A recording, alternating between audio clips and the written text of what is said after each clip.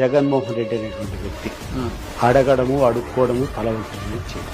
ఎన్ని కష్టాలున్నా ఎన్ని కథలున్నా కూడా మీరు నమ్మినా నమ్మకున్నా he is the most tallest leader.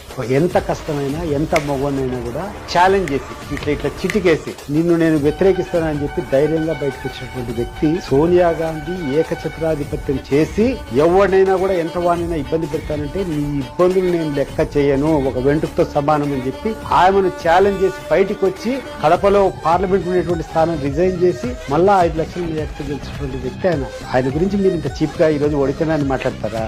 Jaganmohan Reddy is a tiger. మనస్ఫూర్తిగా చెప్తున్నా, గుండెల్లోంచి చెప్తున్నా. I'm telling you search for any leader అంతకంటే ఖర్చు ఉండేవాడు. 16 నెలలు జైలుతో పార్టీని అధికారంలో తీసుకొని వచ్చినాడండి ఆయన.